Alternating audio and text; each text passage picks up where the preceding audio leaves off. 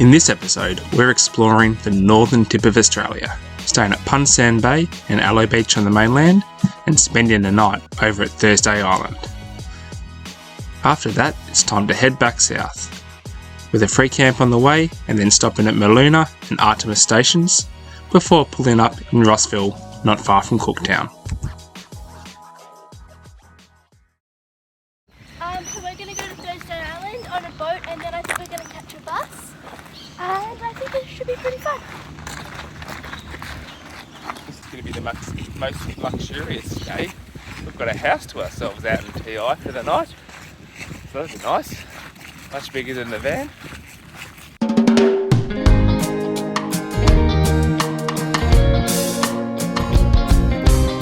We're just pulling into the wharf at Thursday Island, and it's really beautiful here.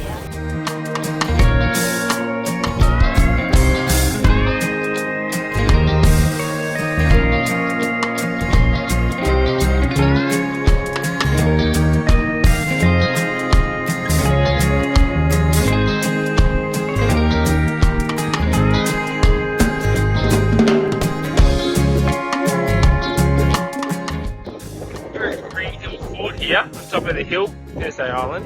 It's just amazingly built in the late 1800s. It's still some Russian on the table.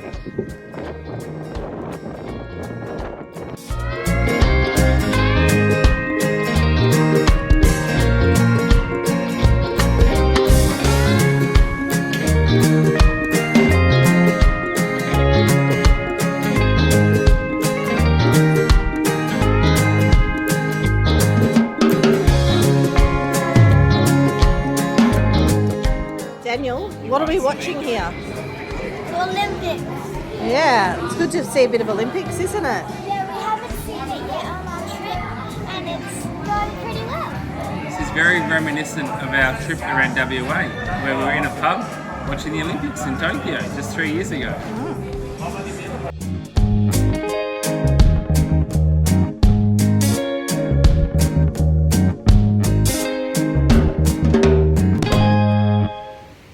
Thursday Island. We've just had a night at the Island Villas, which has been a little piece of luxury, I think, in our holiday. Actual real house and real beds and that sort of thing. It's been fantastic, yeah. We started off by doing a tour with Dirk. He takes you around in his minibus, takes a little over an hour to all the sort of key sites, the Green Hill Fort, the cemetery, which is really interesting. There's a lot of interesting stuff there. Yep. All the administrative sort of key highlights of the area as well. Yeah, very thorough tour. Yeah, you see everything. But the most important and interesting thing was actually just finding out how people live here and where their kids go to school and how Dirk's been here his whole life. So, yeah, really recommend that.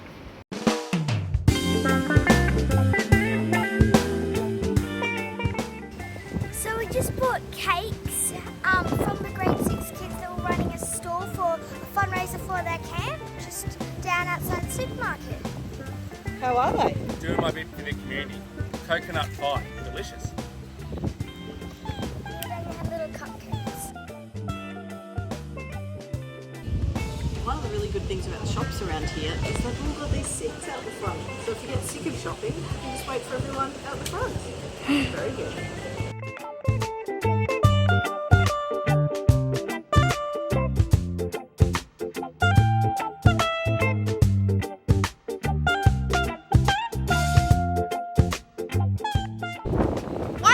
Quite distinctive about Thursday Island is it's really windy.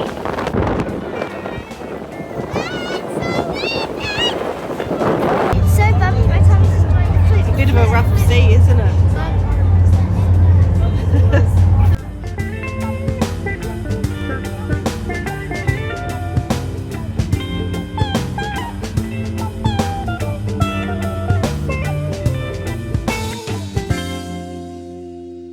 Feels a bit serene how calm it is here. We're back in station now.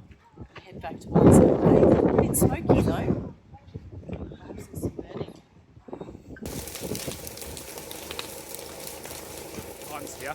We got back to camp at Punsand Bay and Amber noted that our front number plate was missing. So I jumped in the car and driven back out. Unfortunately, it's landed on the dirt, not in the water, on this side of the crossing that we did just earlier. So that's water seems to have pulled the front number plate off. I hailed down a few cars on the way through, none of them had seen anything, but it's safely back in our hot little hands. And I don't have to go ahead with my Queensland police report after I thought it might have got stolen, having spent the night down in Seisha.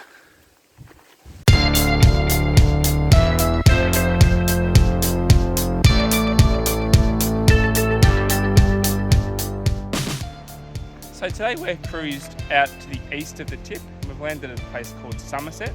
It's about 10 kilometres to the east, and we're planning on doing the 5 beaches forward drive track. This spot here just shows that there used to be a police magistrate's court in this location here. So the ruins pretty light on. There's a couple of graves at the top there, but hopefully we can head out, see some nice beaches, and make our way around the loop okay.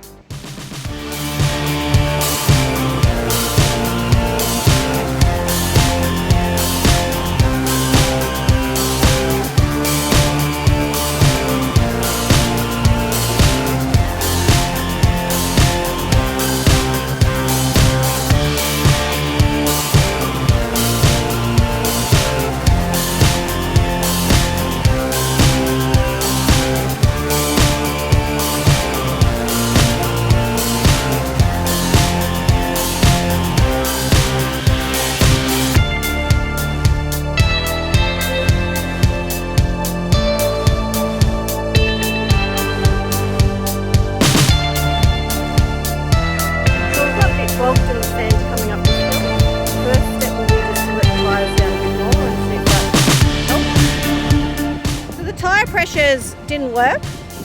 We're too bogged for that, so now we're going to have to get this other guy to snatch us out.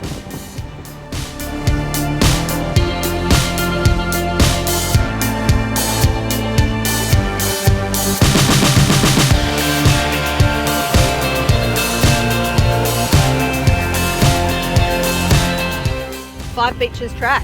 What do you reckon? Oh, highly recommended. For us, we got bogged, as you know. What do they say? Tire pressures make all the difference. And I was a bit lazy. I thought 22 and 28 would be alright to get us through, and it wasn't. So we had to borrow a snatch. But after that, there's no worries. There were a few hairy bits actually. Even going downhill was hairy, so it's nice to have finished it. I'm glad we did it. But the butterflies are now settling in, and we can get back into a relaxing afternoon by the pool. Looking forward to that, I think. Pool time!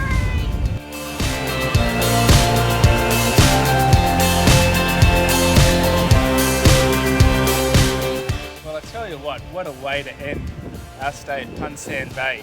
Just had some lovely pizzas there, wood-fired pizzas. Wandering back to our campsite along the beach with the sun setting over the ridge top. Doesn't get much better than this.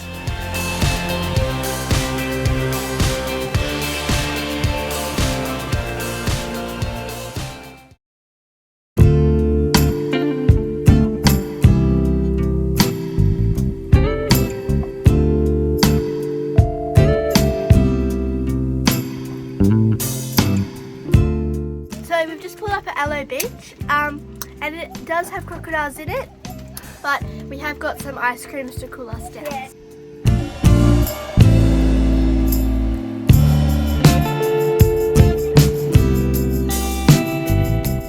We have some plane wrecks from World War II, and these planes were stationed here because it was near Papua New Guinea, so they could go and fly and get over there to fight.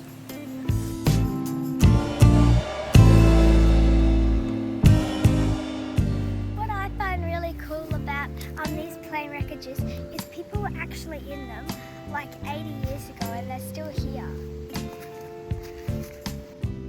We're on this drive to check out all the different artefacts from World War II. And you get to these spots and there are so many fuel barrels that are littered throughout the landscape. It's quite incredible. There's thousands of them.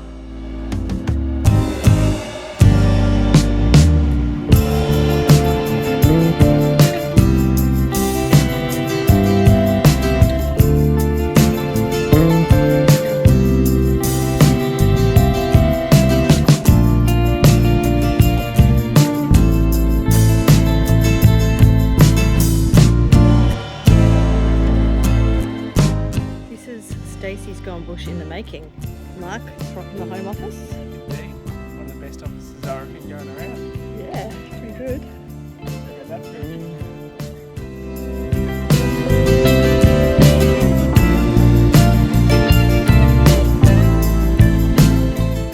Alau's just got a whole lot better. A couple of palm cockatoos hanging around just next to our campsite. And it already was pretty good here. Yeah, the sunset last night was just spectacular. Yeah, it's a beautiful beach. Nice and calm for us, a bit sheltered from those easterly winds. Town water, everything you need.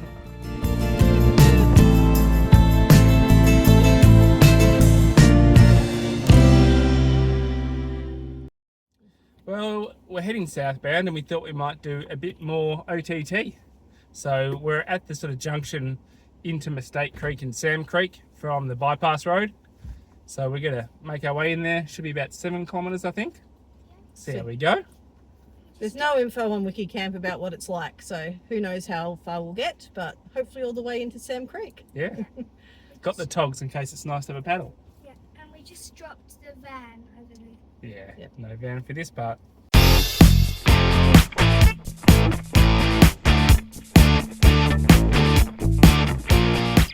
Made it onto the OTT. It wasn't too bad. No, it's good actually. So now we're driving along the OTT up to Sam Creek. Still a few butterflies getting in, but Yeah. nothing like what we've done in the past. So we've made it to Sam Creek on the old telegraph track and it's really beautiful.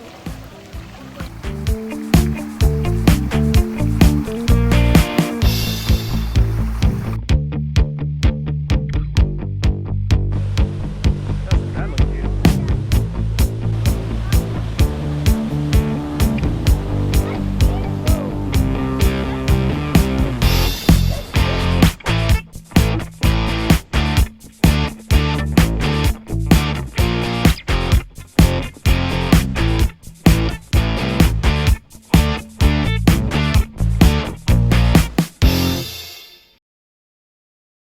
After a really fun day, we've pulled up at a bit of a random rest stop, which is absolutely spectacular.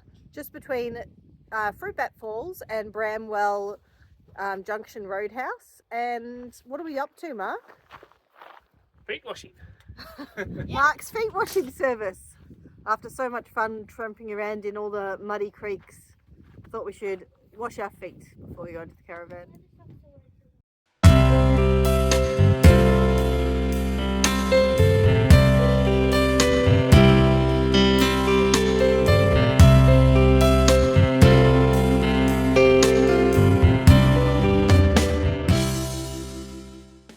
So we're back at Bramwell Station and we're just going to have a poke into the old telegraph track to look at people crossing at the Palm River crossing.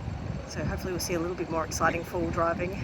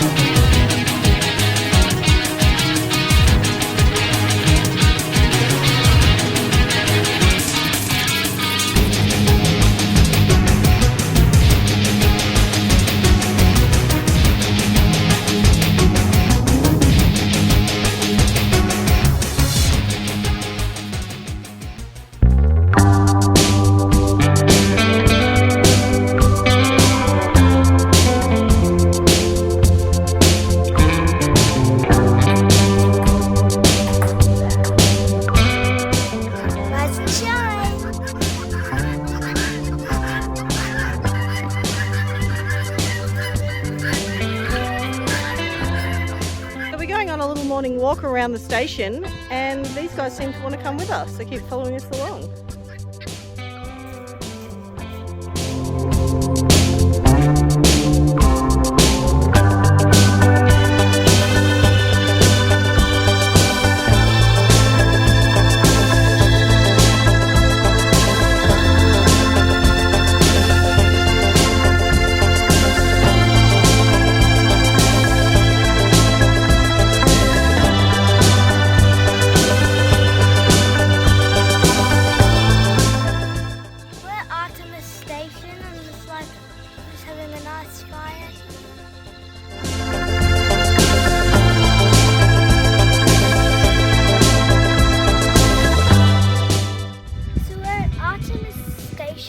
And we're looking for the golden-shouldered parrot, which is an endangered species found around these areas. We're in the bird hide, and this is the bird feeder up here. And there's some little head bobbing up and down in there, so we think we might have a golden-shouldered parrot.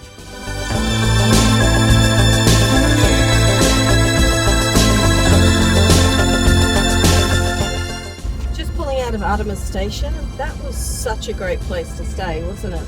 Yeah, it was lovely. So chilled out there. Yeah. Just really beautiful facilities, amazing birds, very rustic. Like you've got a donkey fire to heat up your hot water for your shower, but really nice. I really enjoyed my shower there. And then a bonus as we're driving out the gate is that we saw, what do we see, guys? Some of those birds. Golden-shouldered parrot. Yeah. Golden-shouldered parrot. Also called the ant-bed parrot. Extremely well camouflaged in the eucalypt foliage. Yeah, we could see some young ones, and they were literally the same colour as the leaves, so they were really hard to find.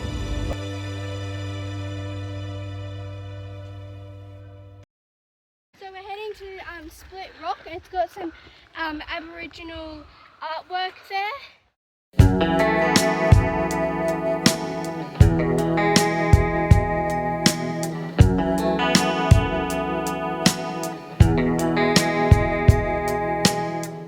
So there's really good rock art here. It's super clear, and there's also lots of it to look at. There's also lots of really good signage telling you what it is.